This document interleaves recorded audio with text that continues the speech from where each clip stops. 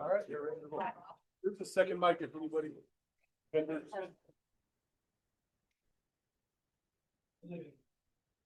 That clock is. Battery's dead, so I need to. Oh, is it? Yeah. We got 6 minutes. We'll see how things fill in. Wait. As long as you- Okay. no clock.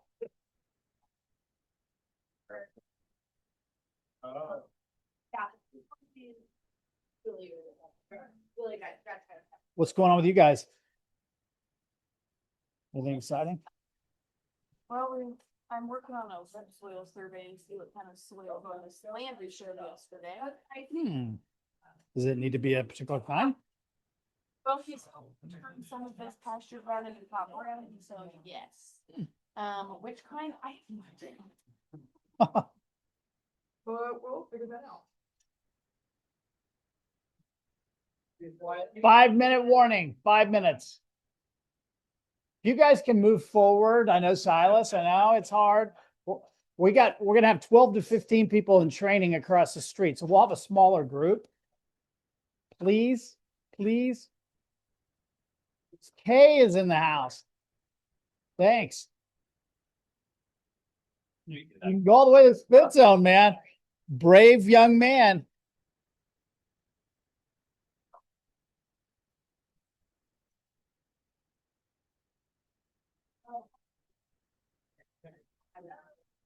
I should have seen table.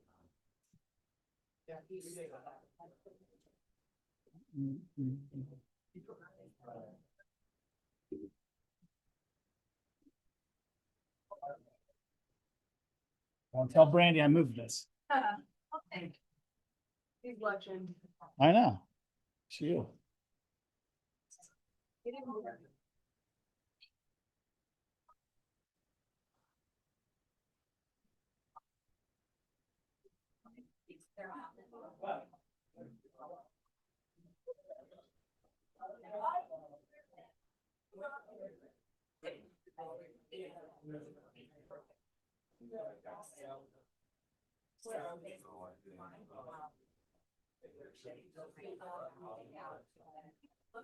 James McClay, how are you, buddy?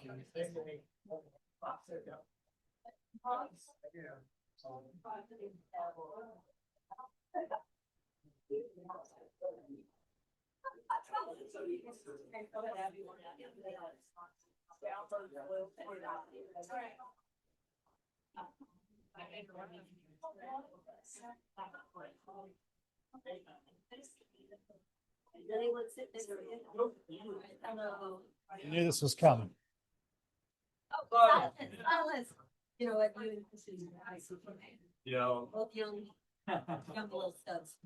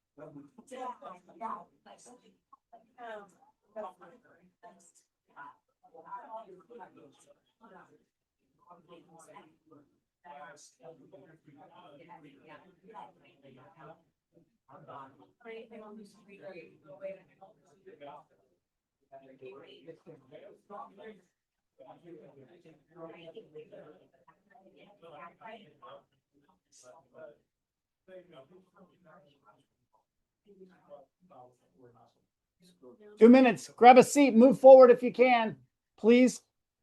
We're gonna have a much smaller group because of our training across the street.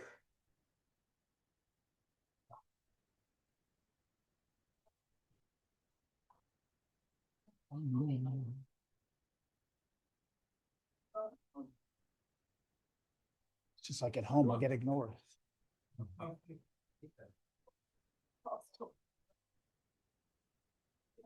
Don't like my wife. I swear you don't hear. My wife in the morning will just make a comment, like something about the cats. She's not asking me a question. She's just commenting. And I don't say anything. She's like, you don't even pay attention. I go, you didn't ask me a question. You just made a statement and I listened. I don't know what, I didn't. This is the. Come forward, Paul. The marital relationship advice section. Yes. God. I like that shirt. That's cool. 1 minute. Again, Second last minute. yeah. Yeah. Tim, did you have your golf league? We did. And it was the first 7 holes, the weather was incredible. And then just as the sun started kind of really getting, wind picked up a little, and the last few holes were chilly, but it doesn't, I went on tight hands and a light, just 1 layer of long sleeve. Yeah. Over. It was awesome. Jake, grab a seat. I'm gonna get my way. I'm gonna get this full crowd. What's that? I don't know. I didn't mean to. Oh, that thing? Yeah, I don't know. I would have just let it ramble. Thanks, buddy. Is today the voting for aldermen and all that? Is that just the? Boy, it's heated in Raymore. These guys are going at it. Hey, good morning. How's everybody doing? All right, Brandy's not here today. She's doing a training across the way with 12, 14, 15 of our people. So we'll have a little smaller group, which can be good if we get high participation and high energy. How's that work? You guys good with that? Good. Yeah, a lot of exciting stuff going on, a lot to talk about. I have this thing on my finger. I wanted to kind of brag that I think, Caesar. Caesar. Oh, yeah. There we go. Look at this thing. Man, I'm high tech. Todd, get a picture, send that to mom. Hey, I'm going to lead off with something. The Market Center, not only were our sales up January, February, and March. March was the most successful March in the history of Southland Partners. How about that? Yeah. Is it a 1 month aberration? I don't know, but yeah, I like that. But January and February were up as well. So that to me looks more like a trend. Jake, I have 2 amazing seats here. If you guys could move forward. Smaller group, tight knit group, please. Thank you. Appreciate it. Plus, I can call on you really easy when you're sitting right there. All right, tell me something good. That's good for the team. What's good for you? Who won the NCAA basketball thing? Carrie, give it up for Carrie. Now, how much research did you do in picking that amazing bracket? ESPN analyst pick done. That's what you did? And it worked. They were spot on. Yeah, they were. Yeah. Second. Yeah. I don't know who was second. Was Brandy second? Brandy, I think. Yeah, I think so. Sounds all right. So I watch basketball religiously and my bracket went just like that. Never know. They're kids, right? They're young kids. That's right. Who else? Tell me something good. What do you got? Personal business. Jake. We leave for Universal down in Florida tomorrow. Oh, nice. My folks are going, and then my sister, my nephews are going, and then our whole family and my grandpa. Okay. So we're gonna split a big resort. My kids got a Mario themed room. Oh, nice. They have like Mario video games and like a slide in their room. You split it 4 ways, it's pretty cheap, so it makes it nice. Hey, give it up for Nanette, who's late today. Woo! Only her can I do that too, by the way. Hottest agent in the Oh. office, 2025. Is that all part of Disney and all that stuff? You think I think it's close. Oh, is it? but Okay. It's not Disney, I guess. Is there a more expensive place than Disney? I don't Oh think my so. God. I've only been there once or twice, but I was shocked. And people were happy to pay it. So I So went to Disney. I had 4 deals fall out of contract while I was at Disney. nice. So not Nice. only was I spending like 10 grand, I lost 30. And Don't do that again. Don't do that again. Yeah. James, you have some exciting news. What do you got going on, man? Yeah, so got back into the lending business a little bit, so gonna be focusing still first and foremost on real estate, but got back into lending with Blue Collar Mortgage, gonna be a loan officer, so can take care of my old banking customers and some people that way as well. Fantastic. Give it up for James. That's exciting. James. So I've known a few people in different areas that have ventured down that path. And the people that I know of, their biggest challenge was they kind of knew real estate a little bit and they kind of knew lending just a little bit. So they weren't very good at either one. So guess how that worked out for them. James, you have a ton of experience in banking and lending, not to mention a great business partner in the lending side. You are rookie of the year in real estate. So I'm going to go ahead and say, you know, this arena really well. So you set yourself up for success there.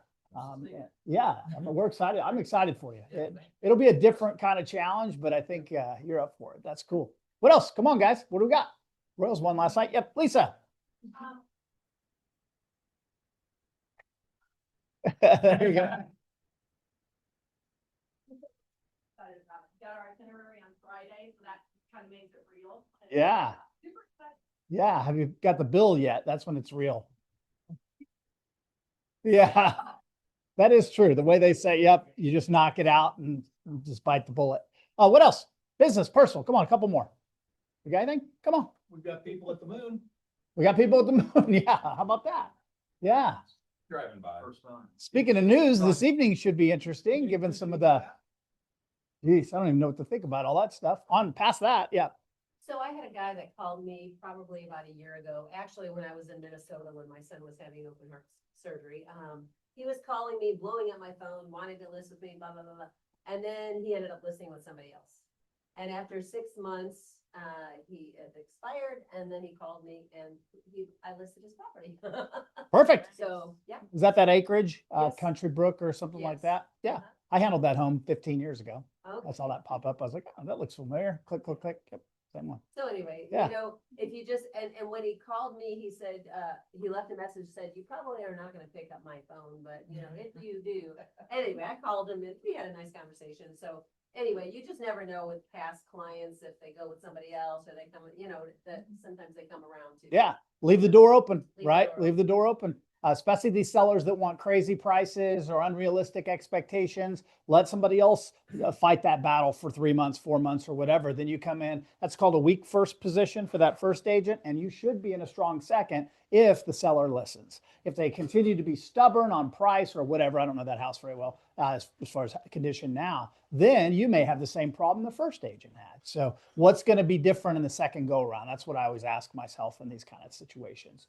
But I love being in a strong second because basically they have some scar tissue there, and if they're intelligent people, they should listen at a much higher level. Has anybody been in a strong second before? Yeah, it's not a bad position to be in. So sometimes when you don't get hired, don't get too like I didn't get a commercial deal I was working on, and I'm like, it was going to be a tough one anyway. I have a feeling I have an excellent chance to come back and get that in 6 or 9 months or whatever it looks like. So you never know. All right, what else? One more. Come on. Royals are 5-4, right? Or, is that right? 5-4? 5-5. Okay. 500. Not bad. All right, let's move on. I'm excited about this. All right, vendors. 90 seconds. Todd Branson up first. Give it up for Todd. A lot of training today. A lot of training. Yeah. Yeah, I'll take the. So I think just kind of mentioned this a minute ago, that today's going to be a pretty big day in our world. The financial markets look at what's going on in Iran, keep a close eye on it. We kind of salvaged a little bit of some of the losses this last week or so, but you know, kind of the deadlines coming today or whatever, it'll be interesting to see how the financial markets react to that.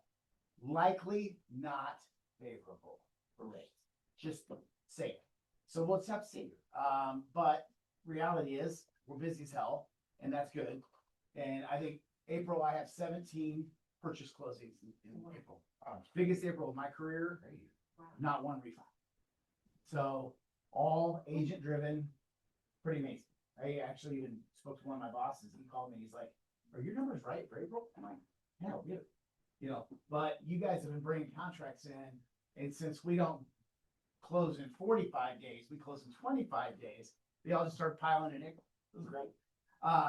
One quick thing, Sandy Paxton. Okay, she's not here. Last week I shared with you this 21-year-old kid. You remember he had a collection on his credit for the co-sign for his mom's apartment. Well, fast forward, we get that kid cleared to close like Tuesday or Wednesday, he closed Friday. Thursday comes around, they do a walkthrough and the seller didn't do any of the work. The seller is the agent. And so needless to say, if you ever been to business with Sandy Paxton, she's pretty tenacious, like real tenacious. So she starts going after that listing agent and starts just driving home that, hey, this is my 21-year-old kid here who needs to close. He's going out of town for 3 months on Monday. He's not going to be able to close. Anyway, so she worked it out. We ended up closing Friday night at 5:30. Oh, wow.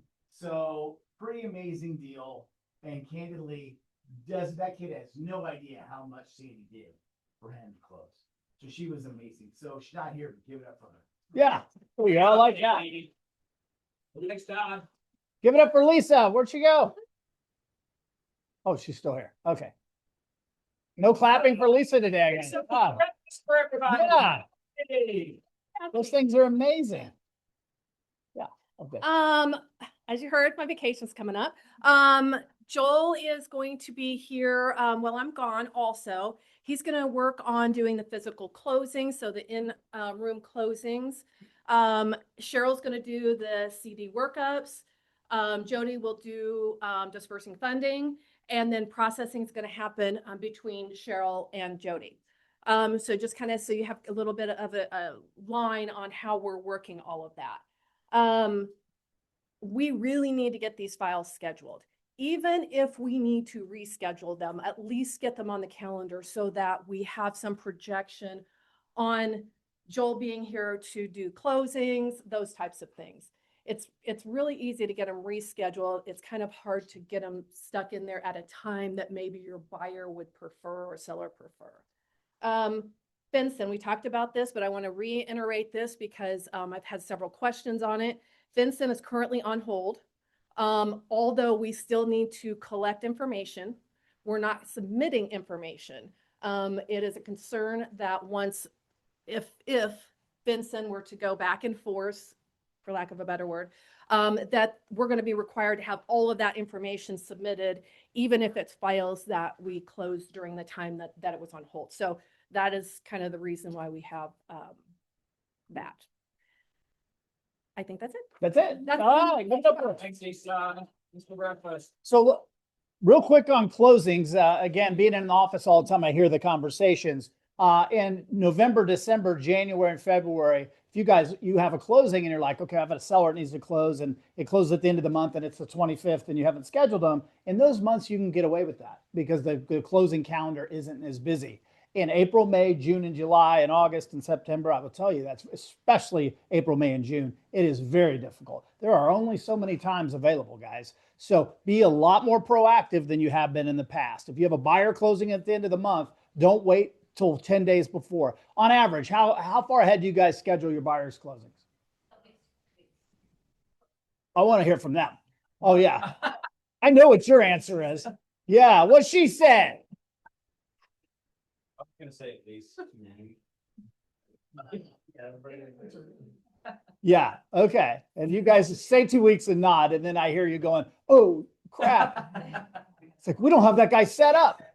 And that's on our team. So, yeah. By the way, we all forget. It's okay. But I would say 2 weeks and 3 weeks is fine too. And you can change it, but get yourself a time, get everybody on board. Your sellers should be much easier because if you think about it, I don't need the seller to sign the day of closing. I can have my seller in a day before closing, 2 days before closing, a lot of flexibility there. Still in it, get it scheduled somewhere in advance, okay? This is good business practices. That's what we want to talk about at team meetings, good business practice. Or you can just operate with your hair on fire. You guys get to pick. You ever get, if somebody has a closing on the last day of the month and it's a Friday, have you ever had anybody reach out like on a Tuesday or Wednesday of that week looking for a closing time? How frequently? More than we would like. Yeah. Okay. They need to take time off work. When do they need to get babysitter? When am I gonna be? I mean, it just helps having everybody kind of start projecting towards that time. Yeah. We waited on a seller. We were probably 7 to 10 days out and he doesn't work. I thought his schedule was flexible. She was part-time job, all that kind of stuff. Well, she went full-time during the thing. And then we found, she's like, oh, I can close really any day as long as it's after 5:30. No, that's not going to work. So then I just pivoted and said, what day can you take off early of these 3 or 4 days? And we'll get you knocked out and all that stuff. And that's exactly what happens. So it's easy to make that mistake. We did it once last month. That's the only reason I bring it up. What other vendors do I have in the room? What do we got? Yes, Buffy, there you are. Give it up for Buffy. I usually scour the room and I didn't do that this time. Sorry about that. Yesterday, Braden went out on an inspection that an insurance agent referred to him over in Spring Hill. And these people bought the house 3 years ago and it had a new roof. However, it was installed by an unqualified contractor and it is failing. And it has put these young couple in a bad situation because it's not claimable on their insurance because it's workmanship issue.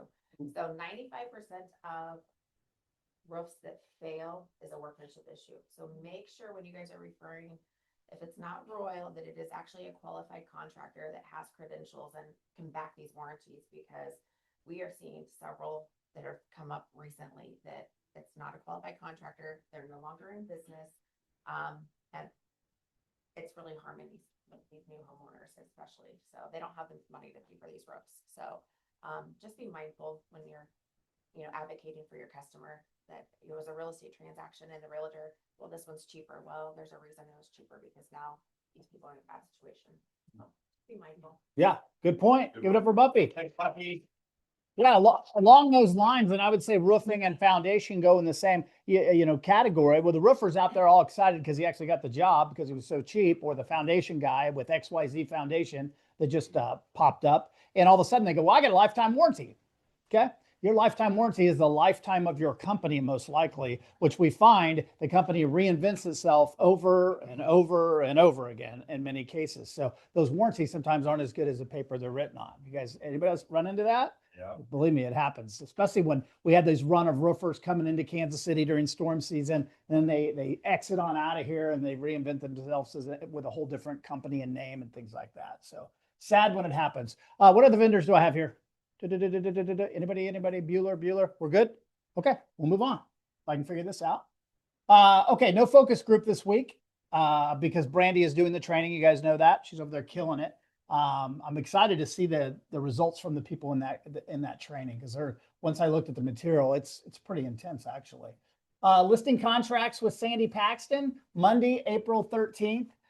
Sandy's been doing this a while, guys. Not a bad thing to sit in, even if you think you know your stuff, just to hear her version of things and some of her stories and things like that. I think the listing contract if I'm looking at a buyer agency contract and a seller listing contract, to me, the seller listing contract is much more difficult to really master. To me, there's deeper questions. There's a lot more coming than a buyer's agency thing. So if you have the intention of working with more and more sellers, get to know this document very, very well.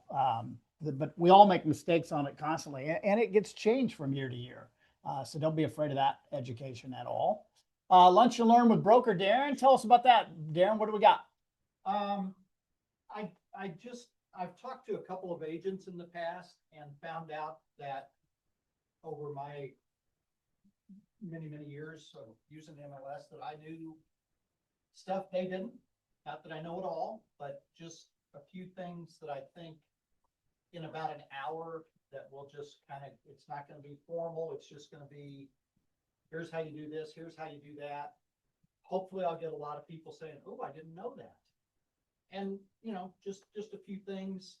Not going to talk about rules and $50 fines and all that. It's just going to be basically searching and different ways to search, different ways to configure your search results, stuff like that. Yeah, you guys, and lunch, I like that. But the MLS is we'll just call it our main tool, okay? But if you don't know how to use that tool, it ain't all that great, okay? Even Annette and I were, last fall, we're looking at something. She was having trouble pulling up all the houses in Creekmore. Well, Creekmore has Creekmore Southern Hills, Creekmore XYZ. I'm forgetting all the different Creekmores. So if you just put Creekmore in there, unless you put an asterisk beside Creekmore with an asterisk, it will pull up all the Creekmores, all the villas, blah, blah, blah. Otherwise, you're just going to get one section. So all of a sudden, there's 20 houses for sale in Creekmore. Why are you only getting 4?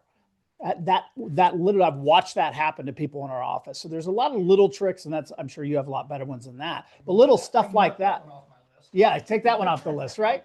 But no, those are the things that just make life a lot easier. And hot sheets and all that. If you're not using a hot sheet, I don't even know what to tell you. You literally look at your hot sheet for a couple minutes a day, and you really get an idea of exactly what's going on in the market.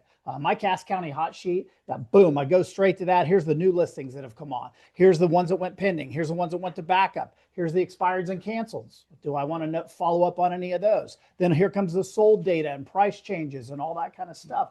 I don't even know what I would do without that. So if you're, I don't want to look at anybody, but if you don't have that going, let's go ahead and get that set up. And it's not very hard to get set up at all. Does anybody have a hot sheet? Okay, good. That's advisable. What do we got? Mold class. Laura, is Laura here? No.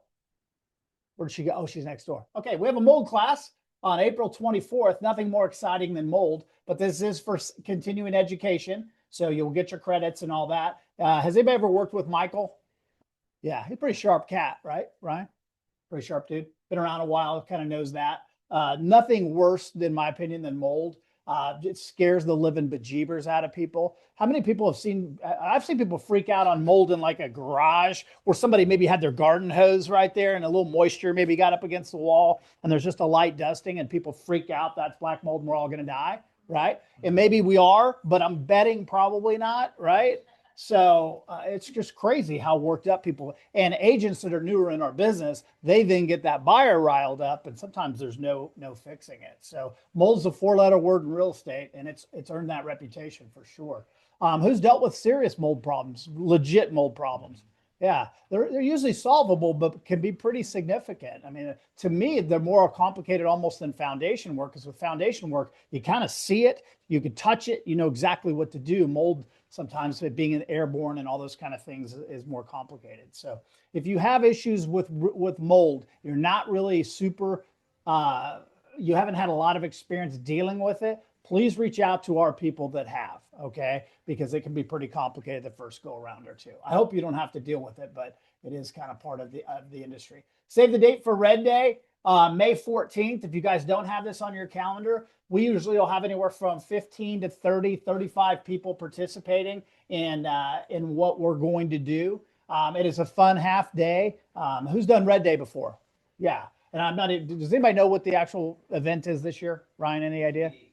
I'm sorry. TBD. Okay, gotcha. I was like, TBD, where's that?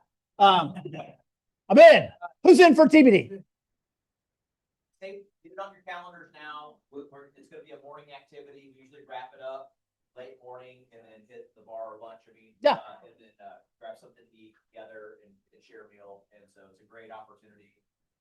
So yeah, save the date. Yeah.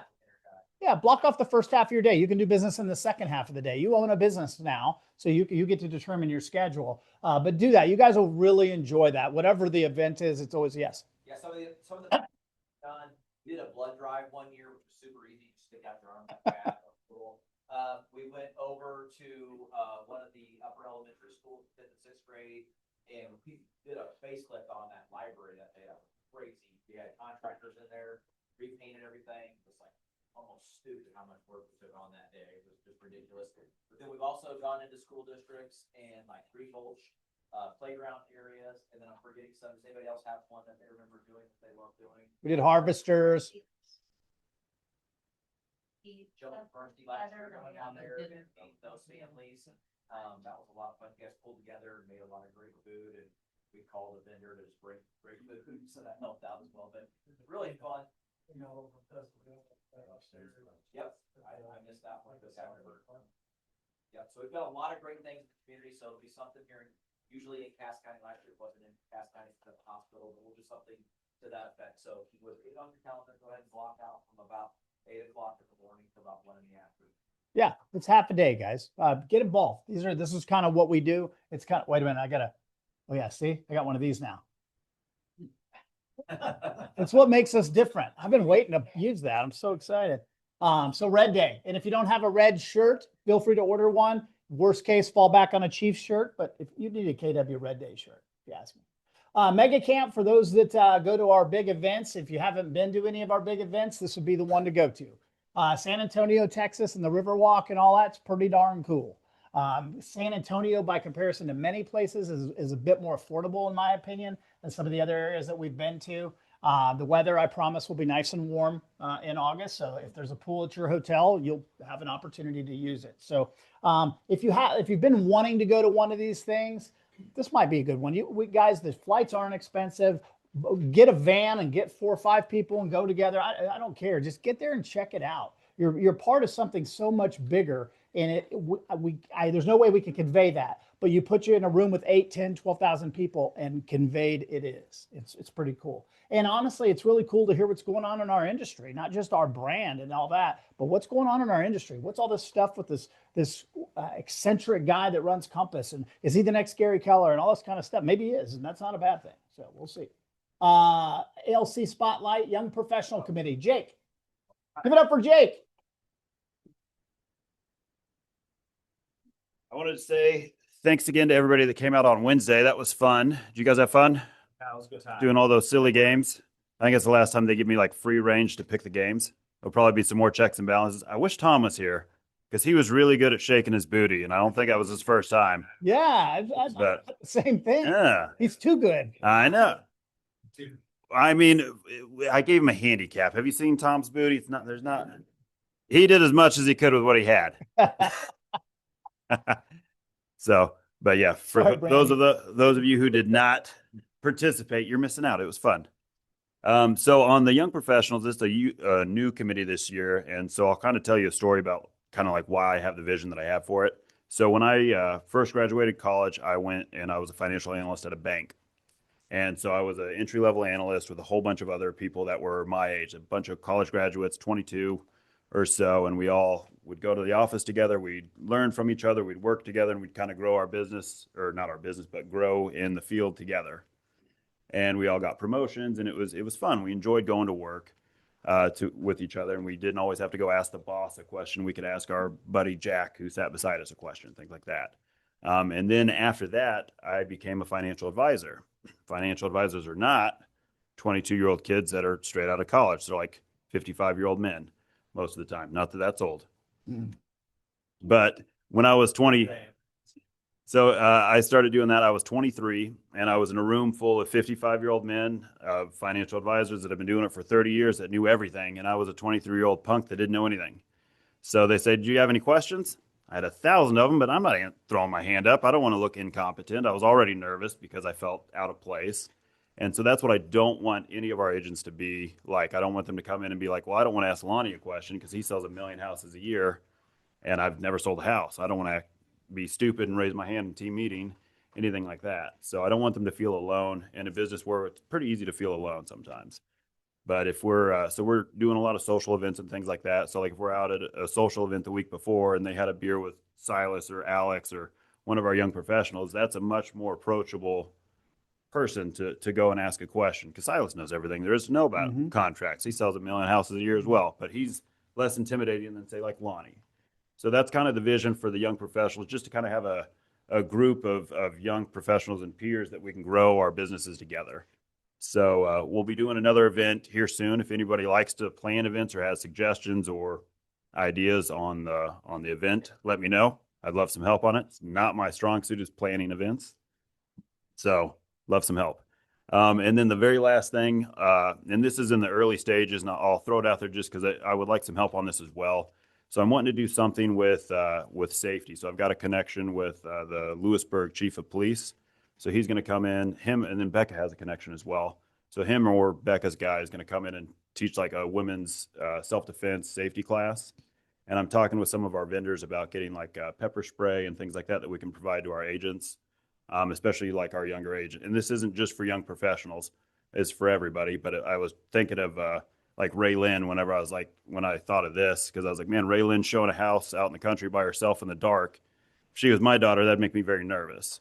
But if she had pepper spray and had some training and knew like how to not put herself in dangerous situations, I think that would be a good tool to have. So if anybody, and I know there's apps and things like that, and I'm a dumb, oblivious guy, so I'm probably not the best to head that because I don't know all the fears and all the things that like some of you like, and I don't want to be sexist, but some of the females experience that the men don't.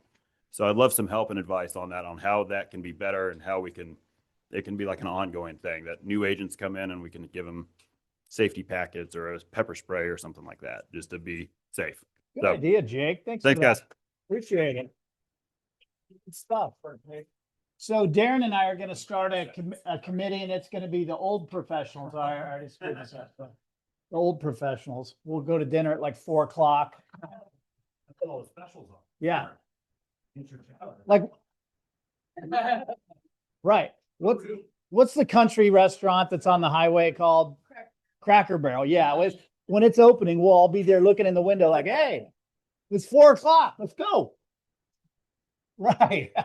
Got to get a nap in. All right. Meat and potatoes of the spring market are buyers, sellers, and open houses. You guys, I want to hear about your listings you have coming, price changes. Tell us about the houses. Tell us about the buyer needs. Go. What do you got? Well, since we're on the older person kind of subject, Mm-hmm. I don't have an old people house. I have a beautiful home in a 55 and older established neighborhood. And we have lowered the price to $395 this month. Oh, So, bring you folks out. It is a beautiful house. Several agents here have shown it. Mhm. Very nice house. Yeah. It's just has been seasoned on the market for a while. Yeah. Very nice house. yeah. Under 400K now, that's the house. Yeah, that should go. Windmill. Windmill Country Estates, beautiful area. Tony, you live there. Still a beautiful area. Yeah. Right? Down the street, literally. Not anymore. No, it is vacant. Oh, nice. It is vacant. Okay. Good. So anyway, let's talk about that quick training moment. Tony has a listing, and we've all been there. Some of us are there right now, where maybe the seller entered the market at a particular price point and was maybe a little stubborn to move the price down. Sellers do that, especially when they're not in a hurry. Then all of a sudden they get in a hurry. That happens. So what's going to happen here in the next 30 days is somebody's going to show it, probably from our office. Darren's going to show it. He's going to say, hey, my people are really interested, but they're kind of concerned, Tony. This thing's been on the market for X. So what's Tony's retort to something like that? Tony's retort to that is, you see the house, it speaks for itself. It is a beautiful home. We started out a little high in the market because we have brand new home competition in this neighborhood. Now, those are beautiful homes too, but they do not have finished basements, whereas this one does have a finished basement and 3-car garage. And the builder that we have has one of those priced $50,000 over what ours is priced with a 2-car garage and not a finished basement. Boom. So we've kind of had a little bit of struggle with competing with those folks.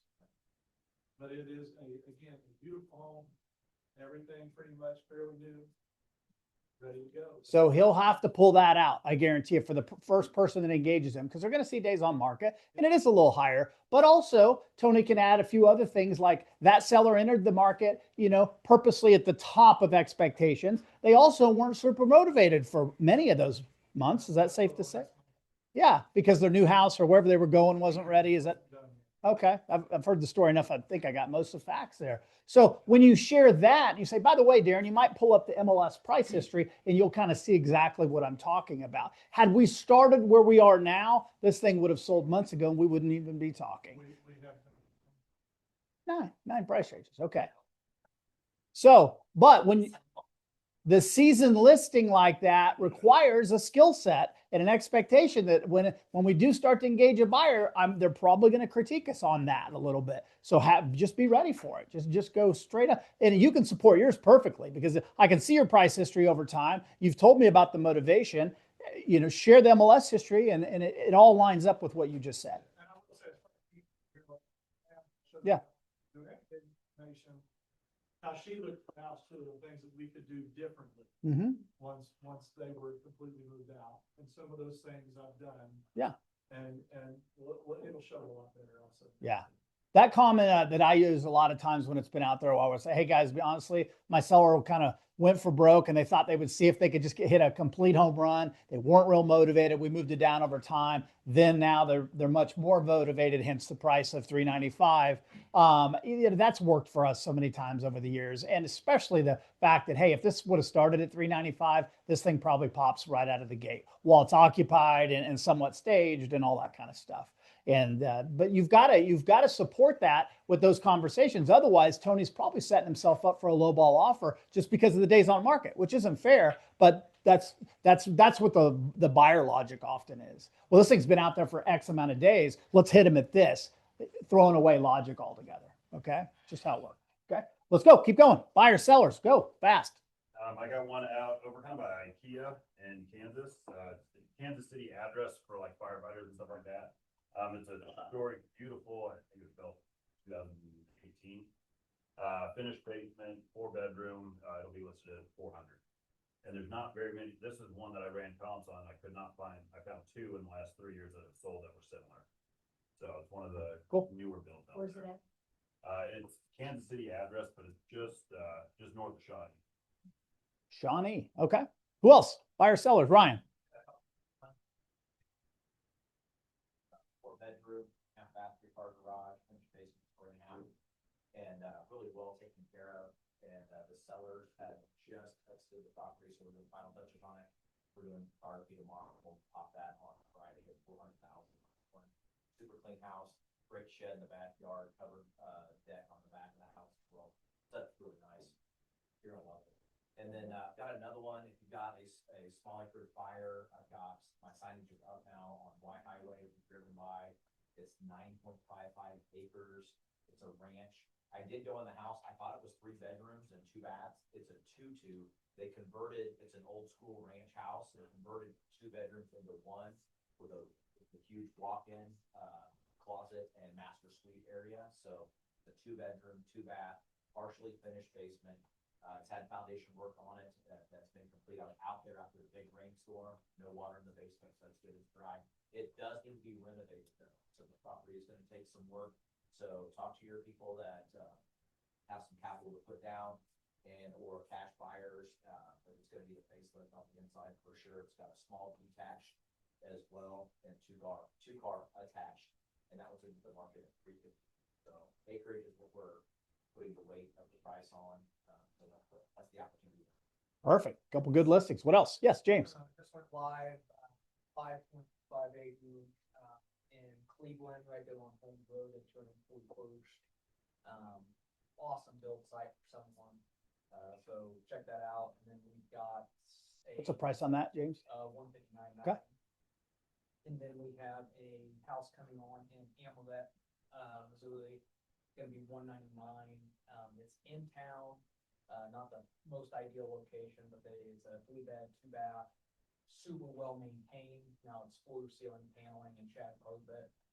But they just built $100,000 shop, not more than that. So super nice shop. I don't know, not a lot of probably Amoret people in here, but got someone looking down there. You guys probably know where Amaret is, right? Yeah. Okay, I don't. Is it Lake of the Ozarks? Where is it? Got him. Oh, it's in Bates. Okay. But I should have known, the mayor of Butler. Yeah. Joanna. Yes, it's on 135-12. It's off 198th Street and J Highway, right there in Peculiar. It's not in city limits, but it's right there. It is a 3-bedroom, 2-bath, but there's 2 non-conforming bedrooms in the basement. It's 1,800 square foot up and like about 1,700 square foot down. It's huge. So there's a stocked pond on it. It is 4.28 acres and we're listed at $499. Is that the one you took over that was, okay, right after it expired and all that? Okay, gotcha. Perfect. And they were under contract and it was not contingent, but then toward when they were supposed to close, the buyers wanted to extend the contract another month and a half so they could sell their house. And he wasn't willing to do that. So they backed out. Don't blame them. And so anyway, Yeah. that's was- why it was under contract twice. That's a hidden With a different contingency. Yeah, watch those hidden contingencies. Yes.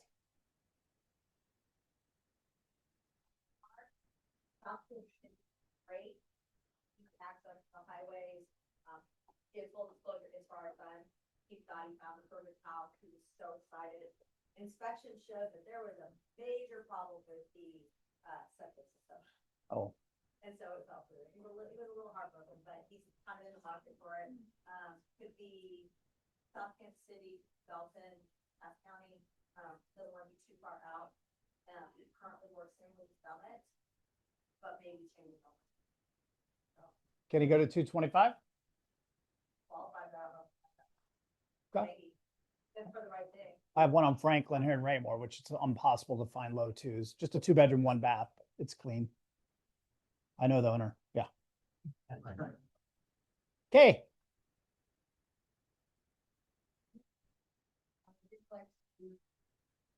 Okay. Well, I have a duplex. It's my turn then. I have a duplex going in pre-MLS. We're not even gonna do pre-MLS. We'll just go live by the end of the week. Peculiar address. Don't have a price yet, but each side releases for $14.25 a month. So it'll be in that mid threes, probably 350, 375 range. That's kind of what those are comping at now. But long-term tenants, and we're getting ready to raise the to $14.50 a side, so the numbers start to look pretty good.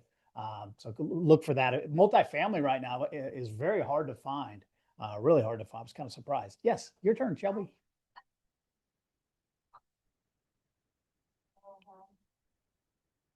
Four bed, 2.5 bath, very well maintained, beautiful yard, finished basement.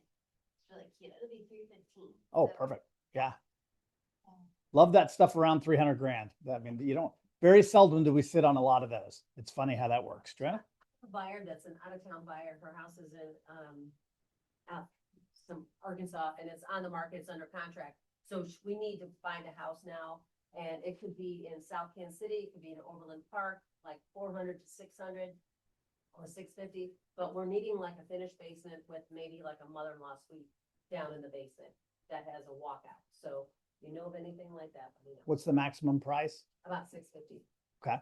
I have one in pre-MLS right now at 675. That's a Belton address, right off homes on just a couple acres. And the lower level is ideal for a second residence, kitchen, all that kind of stuff down there. So you might look at Because that. her daughter lives in Belton, and the daughter wants her to be in Belton. Yeah. And so anyway. Perfect. Yeah, you might take a quick peek at that. Tim. Micaiah and I are collaborating on a listing. It's a 1,500 square foot raised ranch with a 3-car garage under it. However, it has main level laundry.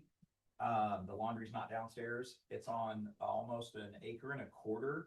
It's in DeSoto, like East DeSoto, West Lenexa, but it backs up to the Shawnee Indian Reservation. So there's like 280 acres of just reserve back there. So yeah, it feels like incredibly private.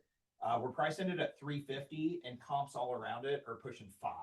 So ours is dated finishes, very well kept. It's ready to be updated. So there's a great opportunity for somebody there. Good. Yeah, that'll sell. What else? Paul. Got one to come in first week of May, in Peculiar, in city limits, 5 acres. It's over 4,000 square foot home, 3 bedroom, 2.5 bath, I believe, brand new kitchen, about 50 grand on this kitchen. Needed something. It's nice, you can actually have a couple horses, you can also sit on it. You can have chicken and stuff, you know, if you sit on the computer. That's one of the bakers. And it's got a nice barn, garage, and potential apartment or office space above. And it's pretty cool home. That will be almost 600. Yeah, So, bet. right down the road from where Sean Parker used to. Mhm. Yeah. That sounds like a good listing.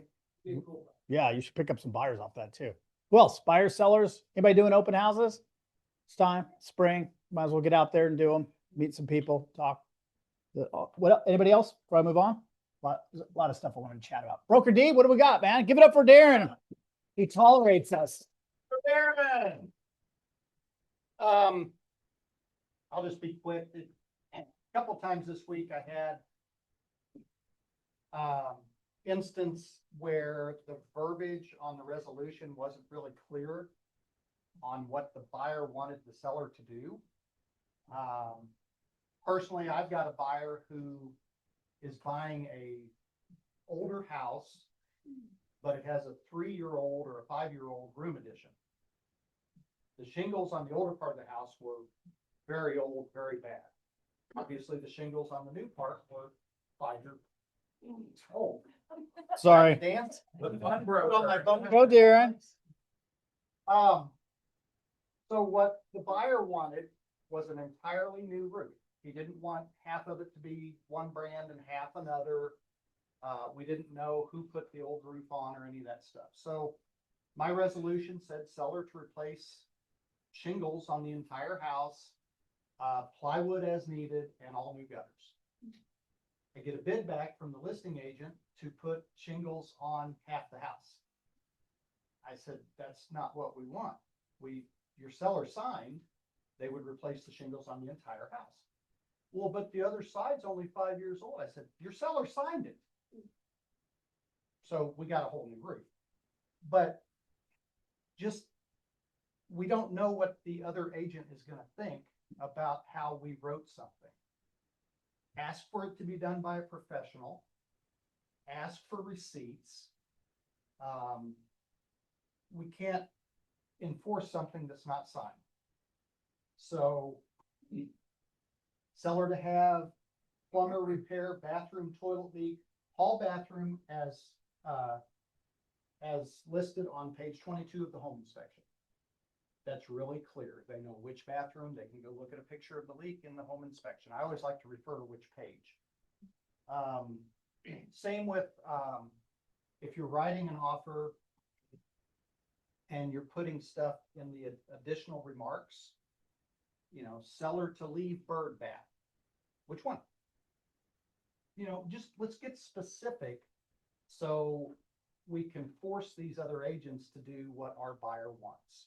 Or change it if you're working with the seller, so we're clear on who wants what.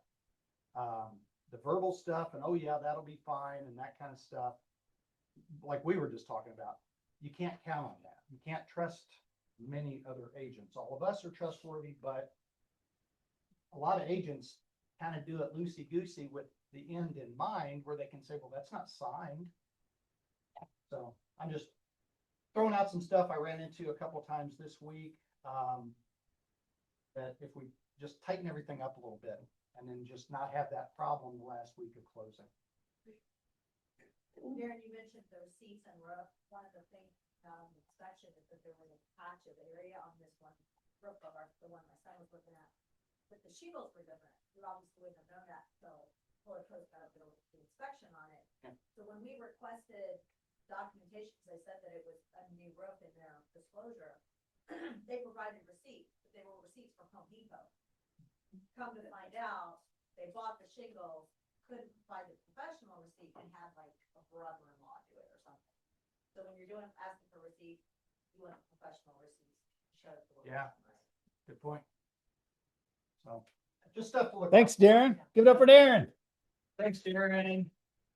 So we'll add one thing on our Facebook page. Well, we got broker involved here. Somebody, and I don't remember what even the situation, but this happened several times in the first quarter.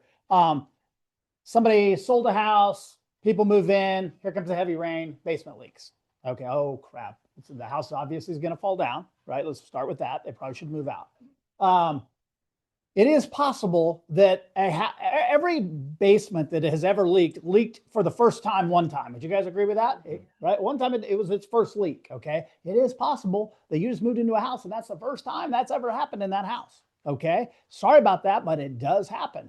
Same with plumbing lines getting clogged. They've never been clogged. The guy lived there for 8 years and they were perfect. Well, now they're clogged, okay? Or sewer lines or whatever it might be. So don't panic when these things come up. We had one in Creekmore with a really amazing family. And I mean, here the water just poured in the back into this reverse. It's a $600,000 house. And of course, they're freaking out. They're like, nothing like this has ever happened. The second we move out, it happens. Okay, sorry.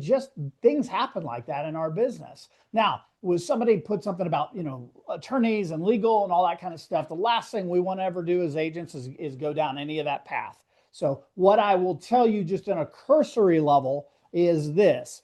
Generally speaking, anybody can sue anybody anytime, and it's just part of the industry that you chose to be a part of, okay? I've had to defend more suits as a landlord, as an agent, our agents as a brokerage, that nobody did anything wrong. But nonetheless, it doesn't keep somebody from hiring an attorney who's going to just go, full tilt to see if he can get a check. Okay. And sometimes if there's an insurance company involved, the insurance company may choose to pay out something on it, even if it's as frivolous as it could possibly be. So that's why some of these things get to that stage. But we're not here to give people legal advice. Generally speaking, where your people have exposure, kind of the standard is what they knew or should have known. You guys get that? And I think one of the examples I heard was an elderly lady, and I think after she moved, her basement leaked and all that. You could make a case where maybe she hadn't even been down there in years, that kind of stuff.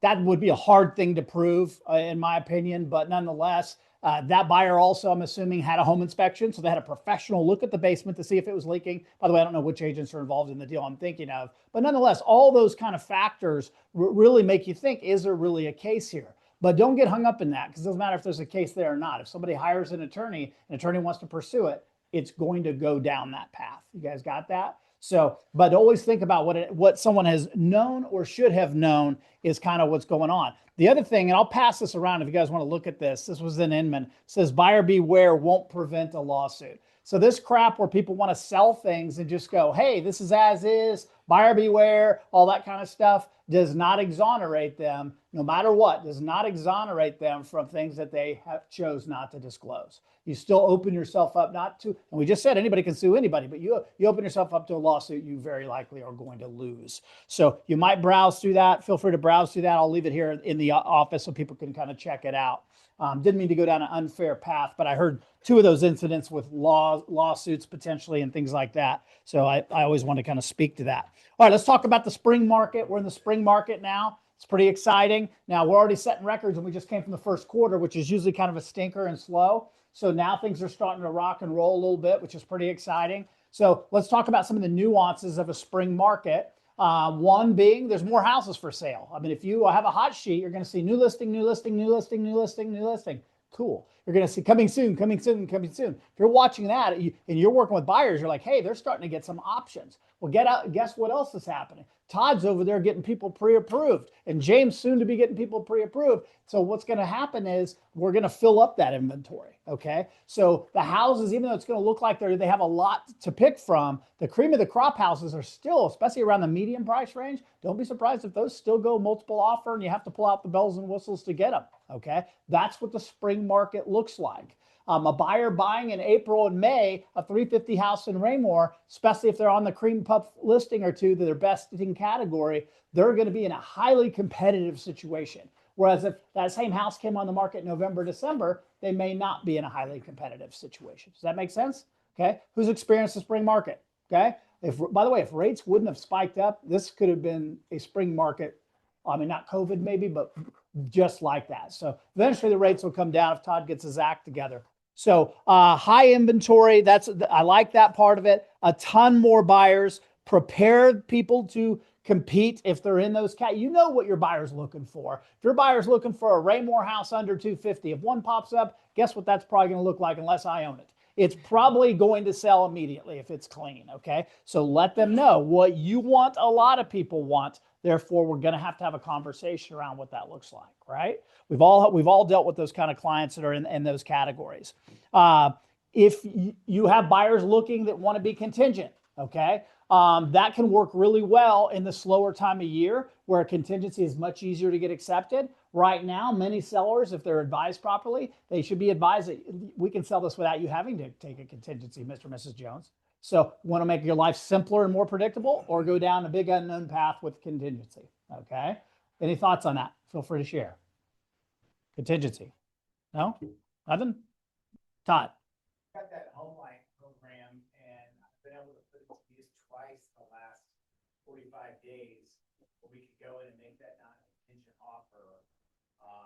Both situations we didn't end up using HomeLight because they got their house sold and we got it closed, but it was a great plan B, so to speak, and gave them the peace of mind. Yeah, absolutely. Anything we can do. By the way, I listed one here in Remington, and I thought it would sell the first week. And sure enough, now somebody's engaged us. Their first offer, the agent wrote a contingent offer on it. It's a 360 house. And I'm like, I think it was a good contingency too. People have a little cream puff and Belton probably would sell pretty quickly, all that kind of stuff. But I'm like, why do I need that in my life? Okay. I'm not going to ask Tom O'Connor how contingency works. Yeah. Tom and I had a little chat last night. He's got a little open wound right now, which can happen to all of us in a contingent situation. So if you don't have to bring that into your seller's world, you can make a case for not doing that altogether. So contingency. Now, if that house was sitting on the market for 30, 60, 90 days, and here comes my only offer and it's contingent on a cream puff and Belton, I'm going to receive that totally differently than something that's 3 days on the market. You guys get that? So guess what that agent did? She wrote it all up wrong, by the way. So I had to coach her through that, platinum agent. Did I say that? Sorry, Brandy. Sorry. But nonetheless, didn't understand any of the paperwork. So it was shocking. But I just kind of sent it back. I said, I like everything about this, but except the contingency. What can you do? And she goes, well, I mean, they got to sell their house. I go, do they? Yeah, because I knew they had a ton of equity in it. Guess what? Here comes an offer non-contingent. So they figured it out within about 24 hours. They were seeing if we would bite on the contingency. We kind of pushed back. Boom, now we're getting what we want. So just know that's difficult. I love it when people, some of you guys are working with buyers that have to be contingent, yet they're looking at stuff that no one's going to take their contingency. That's a recipe for pain, okay? So for example, they want to lease Summit acreage around 500,000 or 550, okay? They have a house to sell here, but they want to get their house sold here to buy that. Go write up a really hot listing in Lee Summit, write on a listing in Lee Summit at 500K, small acreage, and guess how your contingency is likely going to be received. Even if your house is already under contract here, you might find yourself finishing second or third, or having to give up so much in the form of buying it as is, all kinds of, inspection waivers, appraisal, but you may have to do so many things that maybe that's not even in your best interest to do that. Okay, you guys get that? The market changes from quarter to quarter, and the way we do our business has to change with that. We have to at least be aware of how that can change. What could work really well for Ryan Finn in November, December could be epic fail in April and May. That'd be just because the market's so different for that same client. So we have to see that. Now, every season isn't the same. All springs aren't the same. All summers aren't the same, and so on and so forth. That's where we try to coach and consult with you guys to let you know what we think we see, okay? I like the spring market. I'm a fan. I like the fact that I see a lot of listings coming on the market. Buyers have options, or at least it appears they have options. So all of that, for the most part, gets people pretty excited and things like that. Buy it with all of that means you should have open houses going like crazy, because more people are likely going to be cruising around in better weather to go through these houses and you to get into conversations. We are I'll get into this, triangle's coming. We are in the conversation about real estate business. You just have to choose how frequently you're going to do it and if you're going to do it at a high level. I firmly believe that. Let's see, where else was I going with that? Activity on listings. Oh, this is absolute fact. So let's just say Joanna takes a listing for, what was the price of that one you just took over? $499? $499. Okay. And she's 45 days from now. She's had some showings, but nothing. Okay. And yet it's spring, right? We're in the market that's clicking right now. So in the winter, she might have to give it more time because it's a slower market to really judge how her listing is landing or being received. But in April, May, and June, the market will speak very quickly. Okay. In other words, watch what's happening this time of year and react much quicker. You guys get that? Because the market's on fire. Things that your hot sheet will show things going pending, pending, pending. I mean, all over the place. And if it's not landing on you, it's you. Okay. Not the market. In the wintertime, sometimes, especially we get in a little rut where things are really slow, maybe some sketchy weather, you have to be more patient just because you're in a market that says you have to. Does that make sense? So again, how she would manage that listing in the spring might be a little bit different than how she manages that listing in November, December, or January. You guys get that? Professional or do real estate? You guys get to pick, okay? Do real estate is my favorite. Be sure and say that, okay? I got this gal that wants to do real estate. I'm like, okay, is Avon closed? Why didn't you do Avon? Nothing against Avon. Good folks. All right, let's talk. I was going to tell you about Tom's story. I wish he was here because I wish he could share it. But they put together a contingency and just broader strokes, almost $1 million deal. Was it somewhere in that ballpark, right? Okay. Everything looked as good as it can look. I mean, it was a commercial deal on the front. Everything was nailed down. Boom, boom, boom. All looks good. Tom checks in on it as he should as a professional. Didn't get the fastest response from the agent, which immediately is a red flag. Now it is Easter holiday weekend, all that kind of stuff. So he's patient. Here comes the response. We got a problem. Okay. One thing leads to another. It doesn't look like it's going to close on time. That's safe to say. And will likely maybe not close at all. We'll see. We'll see. But that's devastating for this reason. And it has nothing to do with money. Tom's the listing agent on a good listing. It's going to sell to somebody and you guys are getting paid. Okay. The question is what month you're getting paid in. Okay. So that's good. But professionals don't tolerate this nonsense. We don't want to go back to our client and tell them that this thing is failing for something we couldn't control. We just don't want that to happen. So again, solid contingency that looks like it's going to go, belly up here just a couple weeks before the scheduled closing is. He got the text message on Saturday from the other agent, just basically saying, the buyer's two contingencies back. It's a corporation, knows he's been out to the property to see what they're buying. He's like, this just doesn't feel right, something's going on. And then couldn't get him, and then Tom couldn't get a hold of it. Yeah. Yeah, less than a week, and it's supposed to close, and not communication in Cass County has not been the problem. It's been communication with the buyers who are buying a Kansas property, out of Wisconsin. And Yeah. the corporation. Yeah. Yeah. It's very, very common. Not all contingencies are created equal, but if you have any kind of contingency, you have some unknowns in there. Okay. You have one more layer of something that could go wrong, get delayed and all that. Just know that's what you're signing up for, even in the most solid contingencies. Let your clients know that, hey, we're going to watch this, but there are human beings on the front end of this that we don't have total control over. Okay. So just know that, and that's what you signed up for. Now, if you're getting your seller amazing terms and it all lines up pretty good and you're not having to fix the house up, which I think in this case was all those things were lined up, I'm rolling the dice with that contingency because you guys lined it up. You probably had a 95 to 98% chance of success. That's how well it was lined up. And it still looks like it's going to go south. So these things happen in our business. The reason I say that is this, and I wish Tom was here to hear this, is it bothered him. Okay. It wasn't anything to do with money. I don't think he really cares about it. He knows he's going to get paid at some point, but it bothered him the fact that this thing got delayed. And that's a professional way of looking at our industry that honestly, most people just don't do. This gal I was dealing with on this last house, she was just throwing stuff against the wall to see what would stick so she could say she's got something under contract, not really knowing, is she putting a transaction together that's ever going to hit the finish line the way she designed it? Right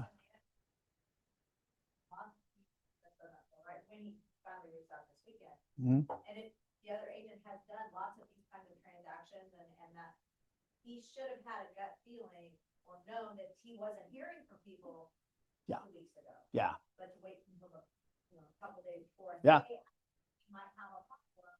Has this happened to anybody in here? Just me? Yeah. Yeah. I hear you guys' stories. Yeah. You don't want to raise your hand. That's okay. It happens. It's part of the business. How we react to it's really, really important. But think about that every time you're on these contingencies. Do not let the other agent just steer the ship on this. I personally, when there's anything contingent, and this lady that just closed with me thinks that we're crazy on my team, but I literally was checking in with her every week going, hey, how's everything look on the front end? How's everything look on the front end? And finally, she sent me a message going, hey, I've told you like 3 times, everything looks good. And I said, oh, I'm sorry. We try to bulletproof our transactions. Therefore, we try to check on them frequently because I find agents get busy and sometimes they just forget to bring us up to speed. Okay, that was my nice way to say I'll check in as many times as I choose. Wasn't one of our agents. Okay, that's good news. All right, let's talk about some of the things that, first of all, why the heck are we in business? You knew this thing was coming, right? First of all, 200 people. I got to find 200 people in my world. Most of you guys have a database with 200 people. If it doesn't have their addresses, phone numbers, and accurate information, if you're not also on social media with them, don't count them. But you need 200.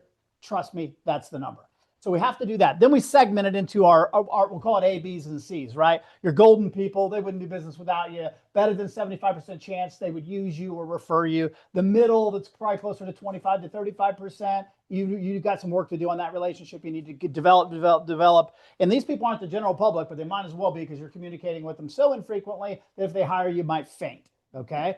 And guess what? The bulk of your databases fall into the category that if they call you, you might faint because you're really not building the relationship. So the reason we're doing all this is we want something that's predictable. So think about this differently. Simply put, 200 people, let's use 5%. I saw 6 the other day, but I'm going to use 5. 5% will buy or sell. That just means they're trained out. It's time for them to move. Okay. 5%, 200, still 10 deals, right? 10 deals. Okay. That's not bad. All right, we're just under 10,000 per transaction in here. That's almost $100,000 just in them transacting business. And they're not going to pick you every single time, no matter what, especially if they're down here. 10 to 20%, depending on how you service them, will refer you business. Now, what you'll end up finding is the people up here are going to refer you frequently. They're going to be way less frequently, and them almost not at all, because you chose to have that kind of relationship with them. But look what that is, 20 to 40 referrals from 200 people. Okay, 10,000 a deal, 200 grand, 400. There's a lot of potential dollars there. Now, you're not going to get all those referrals. Doesn't work that way. You're not going to convert them all, but you see the potential in this business. My point is this: the people, if we're waiting for our 200 people to call and say it's time for us to move, we need a larger house, smaller house, we're getting divorced, all those things. That's good business. I got no problem with that. But that's actually kind of small compared to the referrals from that group. You guys get that? And the referrals are going to come from constant communication and constant value and things like that. To me, the value of these people, this group, is way higher getting referrals from them than when they transact business. They're going to move how frequently? Every 8 years, 10 years? What's the number? Probably closer to 10 now. I'm not going to sit there and sell them a $500,000 house and then wait and go, I'll check back in 10 years, right? But the reality is they're only going to transact very infrequently. We're back to where people are staying in their house longer, which is kind of works against us making money. The value in this group is getting referrals from them. The good news is, for them to do business with you, to trust you with the biggest purchase of their life, they have to have a high level of credibility with you. You guys get that? They're entrusting you on their purchase or their sale. So you better have a pretty good relationship if you expect those people that are buying and selling to use you. What the true reality is, people will refer people differently than the people they hire to do their own business. Okay. How many people have ever sent a referral to a carpet company, a painter, and all that? And they think the carpet company, painter, roofer, whoever, they're good, but hey, they're not really attached to that outcome. It's just a referral, right? It's not them actually getting the carpet, paint, and roof. It's just a referral. The referring people are more apt to refer you business without the relationship being up here. If you communicate with them properly, you'll get it. Or they'll refer to agents or something. Do you understand the difference there? The referral actually doesn't have to be as strong a relationship. I recommend you get it there, then you're going to get the referrals way more frequently. But people will refer things with kind of a so-so relationship with different people. It's bizarre. Has anybody ever referred anybody where you're like, I kind of know a handyman, I kind of know a this, and maybe you think they're not a 10 out of 10, but they do it for a living, right? And you refer the business. But if you needed that service, would you call that same person? No, just me? Something to think about. Just something to think about. A lot of money in this thing, guys. 200 people. And again, we're floundering because we're letting our people stay in this category. And then guess what's happening? Ashley Dwyer's picking them off, and Leah Beck's picking them off, and whoever else is picking them off because they know them too, and they're working on the relationship and developing it. You can't figure out why these people keep really coming out of your world. Some will come out of your world and you can do everything right. Trust me, it just happens. But we've got to really get back to being really intentional to make all these things work. Sold you Tom's story. Database we talked about. Sorry. Okay, let's talk about, we'll wrap up with this. Why this is kind of a fun thing to wrap up in my world. We're winning here, guys. The bottom line, right now, our coach that coaches Caesar is putting some data together for us to let us know how we're operating as a market center and what he's going to look at our numbers. He's going to put us in categories nationally, regionally, all this kind of stuff that I don't know how to do. And all that's coming. I already kind of know what it's going to say. But the bottom line is we are, as an organization, we're winning. And what I believe we're doing really well right now is we've created an environment, and Brainy and Caesar deserve a lot of credit, as well as our ALC, is they've created an environment of collaboration. Okay, in other words, you're not alone in this thing. You guys have multiple resources. If Shelby has a 911 at 6 o'clock at night, she's got more than one person to dial the phone, right? You've got 2, 3, 10 people that you can utilize. That collaboration is working at a pretty high level. Would you guys agree with that? We have the best, I've been doing this a while, we have right now the best situation for education for our people. We're getting more things to them that are timely about the market and our business than we ever have before. So I know those two things are working really well. Would you guys agree with that? Anybody have anything to add? Subtract? Brian, you've been at this a while. What are we doing? Do anything good? There we go. Ryan Finn, ladies and gentlemen.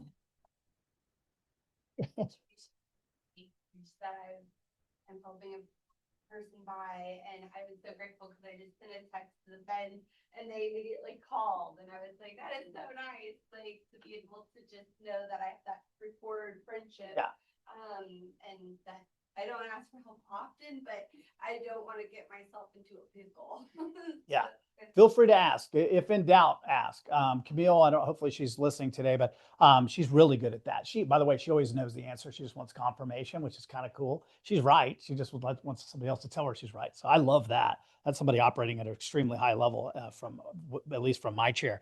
So I think our leadership team's working well together. I think we're collaborating well. I think we have the best environment we've ever had as far as education and things like that. The Wealth Building Club, you got Young People Initiative, the soon to be Old People Initiative. Darren and I are doing. We got a lot of cool things. Our culture is really, to me, is abundant right now. A lot of cool things. Nobody's perfect, and we're not perfect. I always look at the ways we can get better. That's why I'm having our coach really analyze a lot of things for us, just so I can look for ways to get better and ways to improve and things like that. Other things that work for you guys, and if you don't choose to use these, that's your choice. But I know if Nanette goes on an appointment to list anything or work with a buyer, she's got our data right there, okay? If I'm up against the Reese Nichols guys down the road or the Crown people, God forbid, I mean, I want people to know that. I'm usually going to lead out. They're going to get that information before they even meet with me more often than not. I want them to see the disparity. That won't get you hired, by the way, but if somebody's on the fence, it may be the thing that pushes you into that $10,000 check that we're talking about.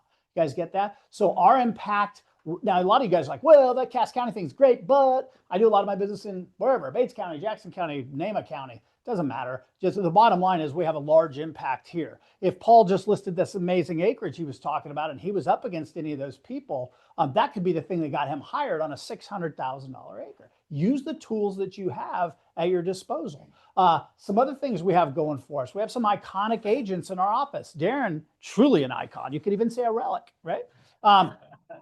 Our broker's been around for decades. So we have iconic agents with reputations in this community that know this industry at an extremely high level. Lean in on these people. It used to be early on, we had 2 or 3 people to go to for everything. And then it became 5 or 10. And really now it's 15 or 20. So you guys have all these resources to build your businesses and go through the daily grind, the ups and the downs. You know what it really stinks is we only get the call when there's a down.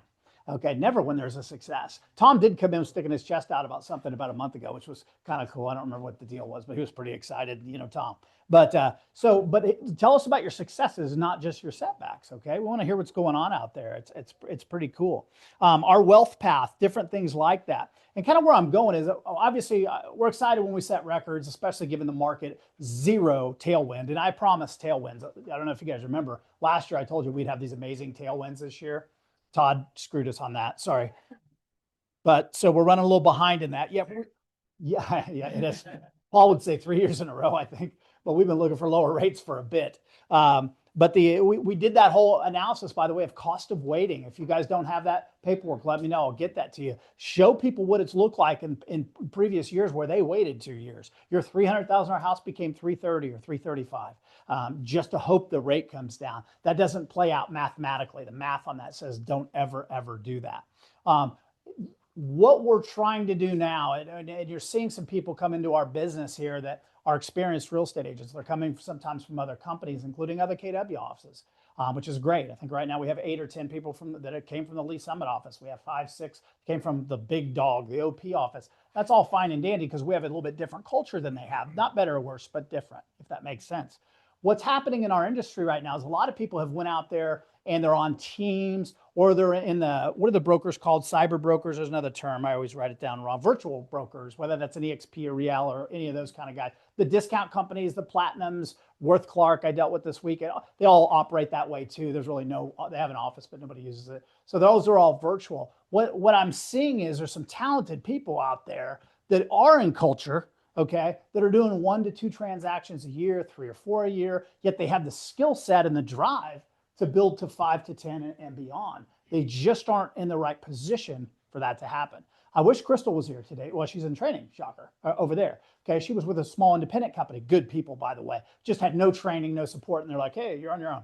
And she came in and joined us, and I think she's already two listings in, 2 buyers in within just a few months. But she's here every day. She's present. She's asking a lot of questions. She's learning and things like that. So be thinking about the talented people out there that have the right culture for what we're doing here, and let us have a conversation with them. By the way, we don't want them all, okay? We don't want 200 people in this building at all. But the right people that we can help develop, that's who we want. Christian came over from another KW office in Lee Summit, right?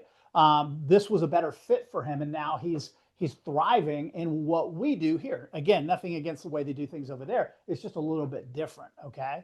And by the way, there might be people that would be better, they're in our office, would be better in the Overland Park office with 650 agents. That might be the case. I don't know. If that's the case, let's talk about it. We want you to be happy. We want you to be in the best place to thrive.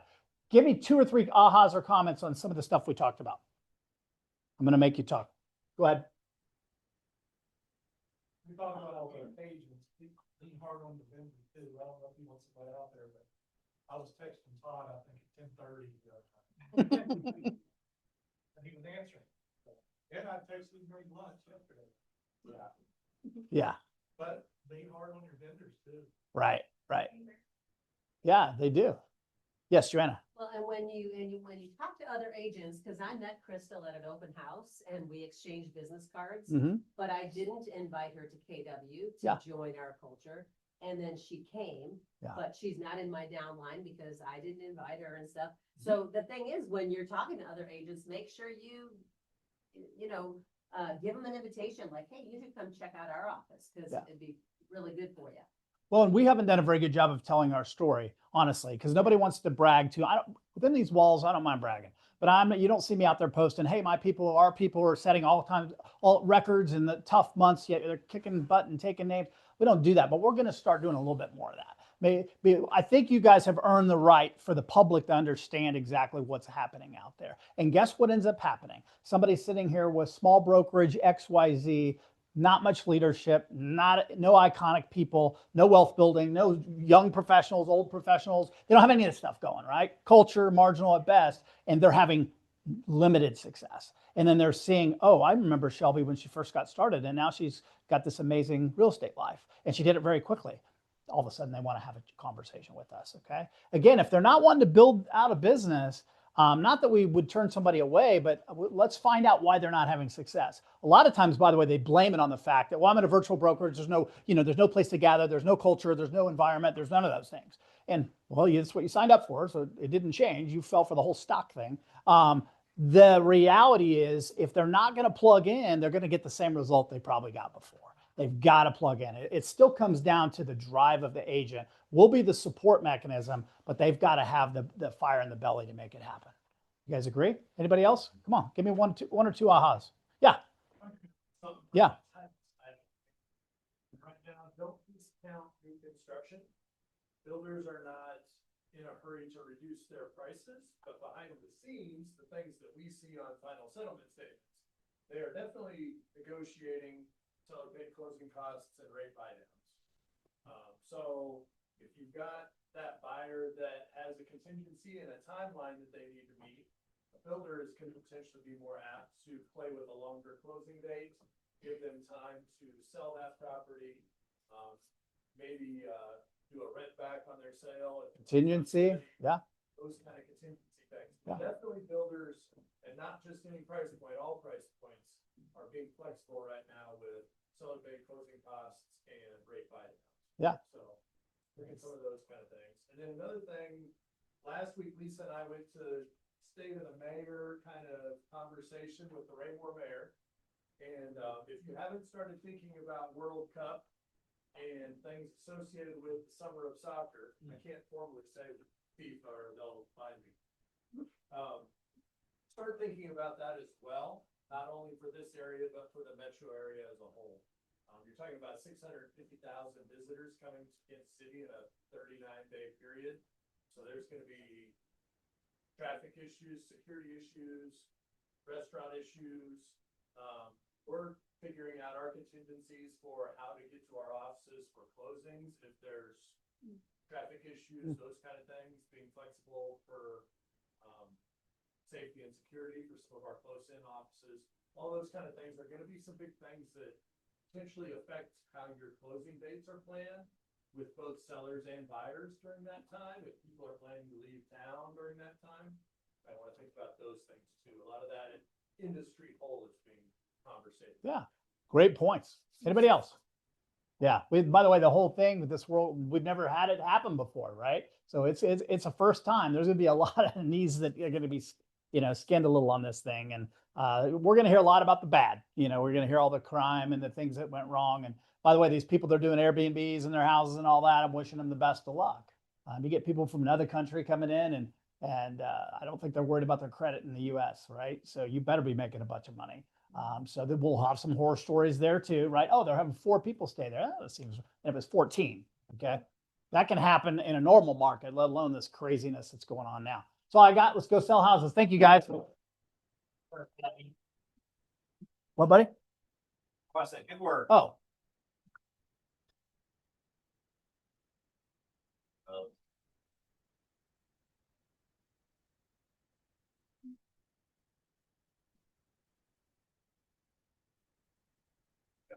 Okay, I don't know why. You like your little ring thing? yeah, it took a little getting used to. All right. Just really. Once I got used to it, I was pretty, yeah. You talked to John Wall, and for when they. No, I just offered it.